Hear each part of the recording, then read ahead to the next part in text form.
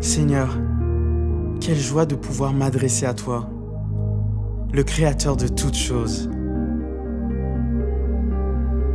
Chaque jour, je réalise ce privilège si merveilleux de connaître ta présence. J'étais perdu, loin de toi, pensant être maître de mon destin et de mes choix. J'essayais de combler ce vide qui résonnait en moi. Je tentais d'oublier mes souffrances, d'exister, d'être aimé, jusqu'au jour où tu t'es révélé à mon cœur. Ce jour où j'ai crié à toi, tu m'as secouru. Tu m'as mené vers ta demeure, tu m'as pris dans tes bras, tu as pardonné mon péché. Oh, quelle joie brûle dans mon âme depuis ce jour où je t'ai rencontré. Quel bonheur de chanter et célébrer celui qui m'a sauvé.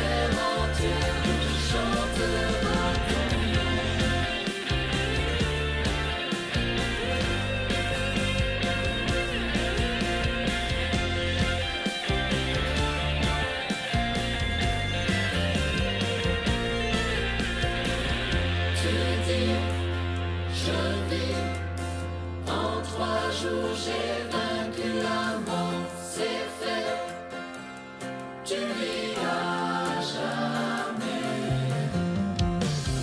Tu règnes au roi et tu dis que tu reviendras. Je sais que c'est vrai, la terre entière chantera ton nom. Tu dis, je vis, en 3 jours j'ai vaincu la mort, c'est fait, tu vivras jamais. Tu règnes au roi et tu dis que tu reviendras. Je sais que c'est vrai, la terre entière chantera ton nom. La terre entière chantera ton nom. La terre entière chantera ton nom. La terre entière chantera ton nom. La terre entière chantera ton nom.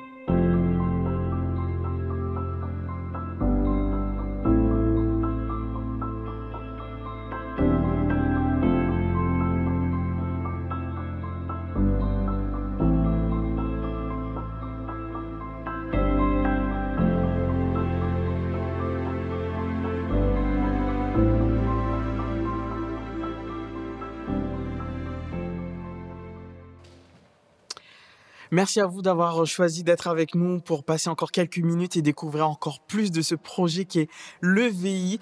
Alors aujourd'hui, on a avec nous quelqu'un qui va tout simplement nous dire un peu plus sur les origines, les coulisses de ce projet, quelques petites anecdotes et plein d'autres choses. Alors restez avec nous. Aujourd'hui, nous sommes avec Céline Salmeron, la responsable de ce projet. Bonjour Céline. Bonjour David. Merci d'être avec nous. Merci de nous accorder ces quelques minutes pour pouvoir nous en dire un peu plus. Alors on va commencer directement à partir dans le vif du sujet, si tu me le permets. Alors premièrement, on va te demander de nous expliquer un peu les origines de l'EVI. Alors pour connaître les origines, en fait, il faut revenir en octobre 2018. Donc le pasteur de l'église, Bruno Astier, m'a demandé si c'était possible de créer une chorale.